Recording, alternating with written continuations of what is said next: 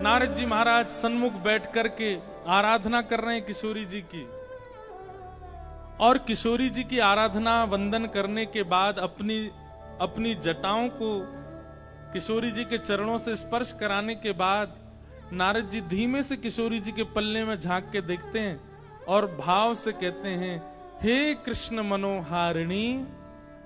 और जैसे ही कहा कृष्ण मनोहारिणी, अभी 7-8 दिन की हैं किशोरी जी, ज्यादा आयु नहीं है, बहुत छोटी सी हैं, लेकिन जैसे ही कृष्ण मनोहारिणी शब्द सुना, मधुर कमल जैसे नेत्र किशोरी जी के खुलने लगे और धीमे से नेत्र खोल करके मधुर मुस्कान करने लगी, छोटे छोटे हाथों से करताल बजाने लगी, इतनी प्रसन्न हो गईं। कृष्ण मनोहारिणी का अर्थ क्या है? बड़े अर्थ हैं। कृष्ण के मन का हरण करने वाली श्री राधा, या कृष्ण के मन में विहार करने वाली राधा, या जिनके मन में श्री कृष्ण विहार करते हैं वो श्री राधा। अभी तक जितने भी लोग आ रहे थे सब वृषभानु नंदिनी राधा, कीर्ति नंदिनी राधा, बरसाने वाली राधा, सब इस भाव से कहकर के पुकार रहे थे। लेकिन आज किसी ने कृष्ण मनोहारिणी राधा जब कहा, किशोरी जी के नेत्र खुल गए। अपने सर्वानंद प्रियतम का नाम सुनते ही किशोरी जी के, बंधुओं, ये राधा कृष्ण प्रेम जो हम लोग देखते हैं, जो हम लोग सुनते हैं, जो हम लोग अन्य अन्य जगहों से प्राप्त करते हैं, वो नहीं है। आप कैसे मान सकते हैं 6-7 दिन के बालक में अपने प्रियतम के प्रति प्रेम? 7 दिन के बालक को क्या बोध होता है? अरे वो ठीक से आंख भी नहीं खोल पाता। लेकिन किशोरी जी और ठाकुर जी का ये प्रेम अनादि है। ये चारों युगों में कब का है ये भी नहीं कह सकते। अभी हम पर कृपा करने के लिए श्री कृष्ण राधा द्वापर में प्रकट हुए, लेकिन हमारे जुगल किशोर अजन्मा, हमारे ठाकुर जी तो अजन्मा हैं, इनका जन्म नहीं होता, ये नित्य विहार करते हैं। इनका जन्म, और ठाकुर जी का तो एक बार को मान सकते हैं कि जीव कल्याण, मानव कल्याण का भाव उनके चित्त में है, पर किशोरी जी का जन्म तो किसी अन्य की भावना से है ही नहीं। वो तो केवल ठाकुर जी के प्रेम के लिए पधारी हैं पृथ्वी पर। इसलिए नारद जी महाराज बोले, भैया इनको कोई खिलौना प्रसन्न नहीं करेगा, इनको कोई गायन वादन प्रसन्न नहीं करेगा, इनको तो केवल कृष्ण नाम प्रसन्न कर सकता है। और जैसे ही कहा कृष्ण मनोहारिणी, किशोरी जी के नेत्र खुल गए, किलकिल करके हंसने लगी, करताल बजाने लगी, इतने आनंद में आ गई।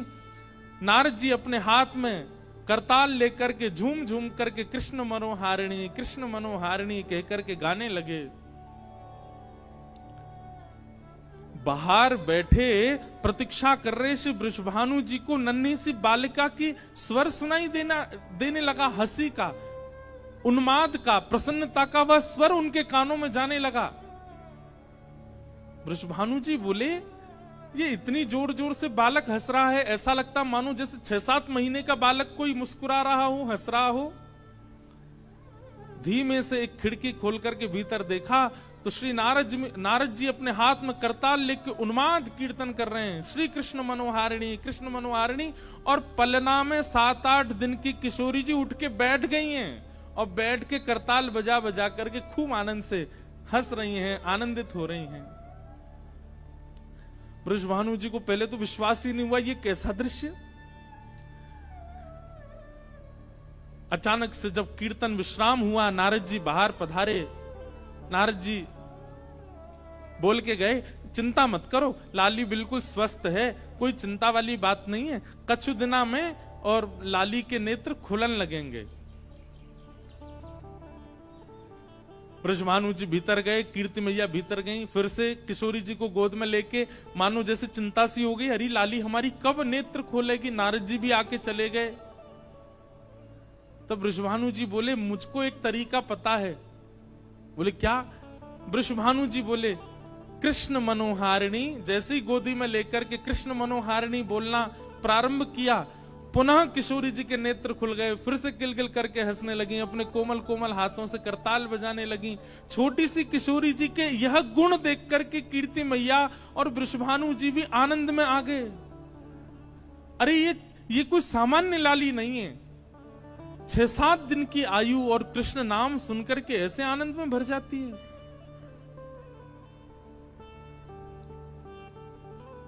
ऐसी हमारी किशोरी जी, कृष्ण नाम बहुत प्रिय है, कृष्ण शब्द बहुत प्रिय है श्यामा जी को।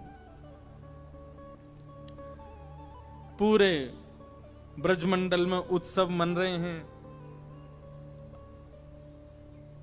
एक जगह वर्णन आता है कि किशोरी जी की जो दाई, मतलब जिन्होंने किशोरी जी को जन्म के समय कीर्ति मैया के पास रहकर के दाई मैया होती है, जिन्होंने जन्म दिया, वो दाई मैया कौन थी?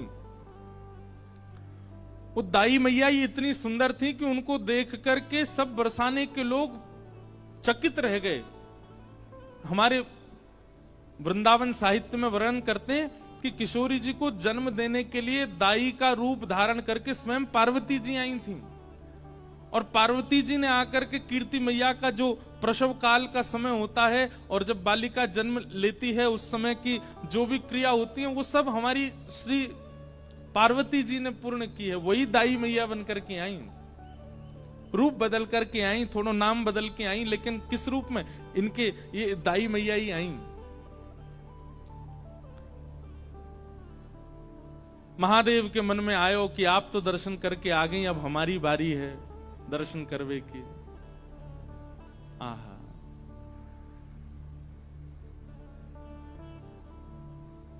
महादेव त्रिपुंड लगाए, हाथ में त्रिशूल लिए, जटा जूट बांधे। 1 वर्ष पहले तो नंदगांव गए थे, वहां लाला को दर्शन करके आए।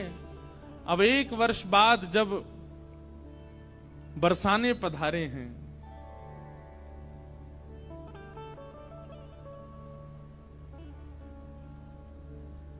द्वार पर जोगी आया है। हे मैया तोरे द्वारे बाला जोगिया आयो, बाला जोगिया आयो। हे मैया तोरे द्वारे, हे मैया तोरे द्वारे बाला जोगिया आयो, बाला जोगिया। एक जोगी आयो है और जोगी को देख करके सब सखियां दौड़ी, कीर्ति मैया से जाके बोली, मैया एक जोगी आयो द्वार पे, अंग भभूत गले मुंडमाला, श्रृंगी नाद बजायो। हे मैया तोरे द्वारे बाला जोगी आयो। कीर्ति मैया बोली, खूब सारे रत्न दे दो, खूब सारे आभूषण दे दो। तभी एक गोपी बोली, मैया ये गलती मत करियो, यही गलती नंदरानी यशोदा ने करी। बोले कैसी गलती? बोले उनने भी लाला को दर्शन नहीं करायो और रत्न आदि देकर के भेजनो प्रारंभ कियो। ऐसो रोयो कन्हैया, ऐसो रोयो कन्हैया, कोई तो शांत नहीं भयो। फिर वह बाबा को भीतर ही बुलानो पड़ो और यही बाबा ने जाय करके ऐसो मंत्र फूंको, लाला आज तक अला बलानते दूर रहे। इतने बड़े बड़े राक्षस आ जाएं फिर भी लाला को कोई बाल बांको ना करे। अरे पूरे गोकुल में तो यही हल्ला है कि यही बाबा की बभूति ते ही लाला की रक्षा होवे। मैया हमारी लाली ऐसी सुकुमारी जन्मी है, आप या बाबा को बाहरते बाहर मत जान दो, भीतर बुलाए लो और या जोगी बाबा ते ने लाली के बारे में पूछ लो। आहा बंधुओं, महादेव सतत राम नाम जपते हैं ये तो सबको पता है, पर महादेव के कंठ में, महादेव के हृदय में, महादेव के चित्त में सदा श्री किशोरी जी का गुणानुवाद चलता रहता है, ये हमारे ब्रज के लोग ही जानते हैं। राधा कृपा कटाक्ष स्तोत्र का निर्माण स्वयं महादेव ने किया है। महादेव भीतर पहुंचे, जैसे ही किशोरी जी का दर्शन किया, नेक सी लाली को देख करके महादेव तो मंत्र मुग्ध हो गए। अपने डमरू का नाद करने लगे, वहीं नृत्य करने लगे। और किशोरी जी ने जैसे ही देखा महादेव को नृत्य करते हुए देख, महादेव को किशोरी जी आनंदित हो गईं, खिलखिल करके हंसने लगे। कीर्ति मैया ने कही, हे जोगी बाबा आप आए हो, मेरी लाली के बारे में कुछ बताओ ना। मेरी लाली को ब्याह कब होएगो और कौन ते होएगो। मुझे तो अभी ते चिंता लगे, ऐसी सुकुमारी ऐसी प्यारी लाली मेरी, या को भरतार कौन होएगो। महादेव जोर से हंसने लगे और हंस करके नेत्र सजल करके बोले, मैया तुम काई को चिंता करो, अरे पूरे विश्व को भरतार, पूरे विश्व को पालनहार तुम्हारी किशोरी, तुम्हारी लाली के चरणन को दास है, तुम्हारी लाली के चरण में पलोटो रहेगो। हमारे माई श्यामाजू को राज, हमारे माई श्यामाजू को राज, जाके अधीन सदा ही सांवरो, जाके अधीन सदा ही सांवरो, जाके अधीन सदा ही सांवरो, जाके अधीन सदा ही सांवरो। या ब्रज को सिरताज, या ब्रज को सिरताज, हमारे माई श्यामाजू को राज, हमारे माई श्यामाजू को राज। मैया पूरे विश्व को भरतार, पूरे विश्व को भरण पोषण करवे वारो आपकी लाली के सदा चरणन को दास है। आहा, कृष्ण जिसकी आराधना करते हैं, परब्रह्म जिसकी आराधना करते हैं, उनका नाम है राधा। मैया तुमको चिंता करने की आवश्यकता ना है, तुम्हारी लाली तो और मैया मैं तुम्हें ज्यादा बात बताऊंगा तो फिर तुम समझोगी नहीं। या लाली को तो नित्य विवाह है चुको है, या को विवाह करने की आवश्यकता नहीं पड़ेगी, या को तो नित्य विवाह है चुको है। ये तो जीवात्मान पर कृपा करवे के लिए और बड़े प्रेम के समुद्र को प्रस्तुत करवे के काजे जन्म भयो। लाली को तो ब्याह है चुको, ये तो नित्य विवाहिता है। कीर्ति मैया बोली, बाबा मोह तो तेरी बात पल्ले नहीं पड़ रही, का कह रहो मेरी लाली नित्य विवाहिता है। बोले बाबा, बोले मैया तुम नहीं समझोगी, तुम नहीं जानोगी। खूब सुंदर सुंदर यश गाया किशोरी जी का। कीर्ति मैया बोली, बाबा कछु मांग ले, इतनी दूर ते चल के आयो, कछु ले ले मुते। महादेव बोले, बोले मैया देनो है तो एक वस्तु दे दो। बोले कहा, अपनी या लाली की उतरन दे दो, या कि कोई पोशाक जो याने पहनी हो वो मुकु दे दो, कोई उतरन दे दो। बोले उतरन को कहा करेगो बाबा, तू तो इतना बड़ो लंबो चौड़ो, मेरी लाली नेक्सी सी, बाकी उतरन है कहां पहने को। बोले मैं ना पहनूंगो, मेरी जटा पहनेगी। और नीली झंगुली, छोटे छोटे बालक पहनते हैं, थोड़ी नेक नीचे से खुली हो, ऐसी झंगुली, नीली झंगुली किशोरी जी की जो उतरन है वो महादेव को प्रदान करी। महादेव ने तुरंत लेकर के अपनी जटान ते बांध ली और जटा में बांध करके बस प्रणाम करके आनंदित है गए। बोले मैया बस अब बस यही कृपा करियो, आपकी लाली के श्री चरण सदा मेरे चित्त में विराजे रहें, सदा मेरे चित्त को आनंदित करते रहे। ऐसे महादेव किशोरी जी को दर्शन करवे के काजे आए। सब आनंद में भर रहे हैं। किशोरी जी के बाल्यकाल के कुछ सुंदर लीलाएं, उनके पद हैं। जैसे दूध पान करती हैं कीर्ति मैया का, तब किशोरी जी का रूप कैसा भाव दिखता है। आहा, किशोरी जू को कीरति दूध पिलावे, किशोरी जू को कीरति दूध पिलावे, गोद मोद ले बदन बिलोकत, गोद मोद ले बदन बिलोकत, लखी तन मन हर्षावे, लखी तन मन हर्षावे, किशोरी जू को कीरति दूध पिलावे, किशोरी जो कीरत दूध पिलावे। गोद मोद ले वदन विलोकत, अपनी गोद में किशोरी जी को लेकर के कीर्ति मैया खुद ही मोहित हो जाती हैं लाडली जी के मुखमंडल पर। गोद मोद ले वदन विलोकत, उनके श्री अंग को देख करके वदन विलोकत लखित तन मन हर्षावे। कीर्ति मैया को भरोसा नहीं होता, विश्वास नहीं होता, जी मेरी लाली है, जी मेरी लाली है, ऐसा मन में प्रश्न उठता है। और हृदय लगाए चूम मुख नेह युत, हृदय लगाए तन मन में मगनावे, तन मन में मगनावे।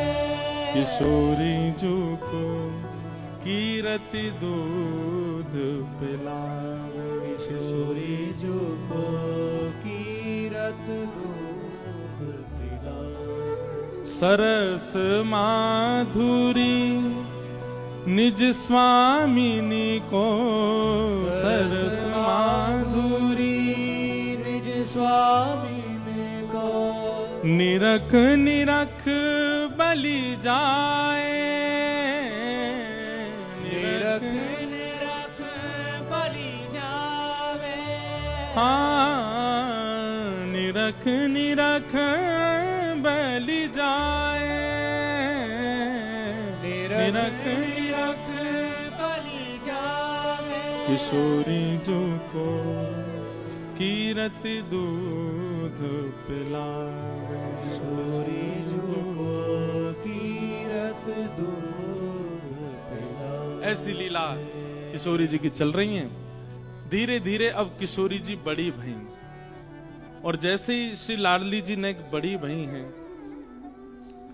जैसे ठाकुर जी के मुख से सबसे पहला शब्द निकला गैया, हमारे श्याम सुंदर ने सबसे पहला शब्द अपने मुख से कहा है गैया। यशोदा मैया गोद में लेके कहें लाला बोल मैया, ठाकुर जी नहीं बोलते। बाबा गोद में लेके बोले बाबा, लाला बोल बाबा, ठाकुर जी नहीं बोलते। बलभद्र जी अपनी गोद में लेके कहते हैं लाला मेरो नाम बोलता है भैया, ठाकुर जी नहीं बोलते। इतने में ही गौशाला की गैया दिख जाती है तो ठाकुर जी छोटी सी उंगली करके कहते हैं गैया। और जैसे ही गैया बोले, यशोदा मैया बोली लाला फिरते बोलियो, फिरते बोलियो, तो ठाकुर जी गैया नहीं बोले, फिर बोले मैया। नंद बाबा दौड़े दौड़े लाला तेने मैया कही, एक बार और बोलते मैया, तो मैया नहीं फिर बोले बाबा। बलराम जी को अपनी गोद में लेकर के चले गए, बोले अब बोलते भैया, तो बोले भैया। ऐसे सबसे पहला शब्द ठाकुर जी ने अपने मुख से कहा गैया। ऐसे ही हमारी किशोरी जी ने सबसे पहला शब्द अपने मुख से जो प्रकट किया वो गोपाल, गोपाल। अब छोटे तुतलाते हुए बालक जैसे बोलते हैं, वैसे किशोरी जी के मुख से अब स्वर ही निकला होगा, शब्द तो नहीं निकले, लेकिन सबसे पहला शब्द ठाकुर जी का नाम प्रकट हुआ। कीर्ति मैया गोद में लेकर के झुलाती हैं, उनको मैया बोलती हैं, वृषभानु जी को बाबा बोलती हैं। धीमे धीमे किशोरी जी बड़ी हो रही हैं, घुटमुन चलना सीख गई हैं। सब बरसाने में सखियों की भीड़ लगती है किशोरी जी को देखने के लिए। ऐसी सुंदर लीला चलती है। जैसे हमारे ठाकुर जी को मक्खन बहुत प्रिय है, ऐसी किशोरी जी को दही बहुत प्रिय है। अब पदों में ही हैं सारी लीलाएं, इसलिए एक पद है। आहा, एक दिन रात्रि में थोड़ा थोड़ा बोलना सीख गई हैं किशोरी जी, और कीर्ति मैया के बगल में सोई हैं। अर्धरात्रि में उठ गई और उठ करके मैया के बगल में बैठी बैठी किशोरी जी रोने लगी। इतना प्रेम करते हैं सब किशोरी जी से कि उनके मुख से रुदन का स्वर निकलते ही पूरा पूरा महल इकट्ठा हो जाता है कि किशोरी जी रोने ना पाए, इतना प्रेम करते हैं। अब किशोरी जी जैसे उठ के रोने लगी, कीर्ति मैया उठ के बैठ गई, वृषभानु जी उठ करके बैठ गए। सब बोले लाली कहाँ भयो, तू काईकू रो रही है? अरे या लाली को कोई पीड़ा तो ना हैगी? अरे कहीं भूखी तो ना रहेगी? कहाँ है गो? कीर्ति मैया ने अपनी गोद में ले ली और पूछ रही हैं बार बार, लाली कहाँ है गो, तू काईकू रो रही है? तो छोटी सी किशोरी जी अपनी तोतली वाणी में कह रही हैं, गाड़ो दही दे मैया मोहे, गाड़ो दही दे मैया मोहे। आपको समझ आ रही गाढ़ा किसको कहते हैं? एक तो दही होता है बिल्कुल पानी जैसा, दूध जैसा, और गाढ़ा दही होता है बिल्कुल कठोर तो नहीं पर कटेमा दही, मतलब उसके आप शेप बना सकते हो, उसको गाढ़ा दही कहते हैं। किशोरी जी को वो बहुत प्रिय है।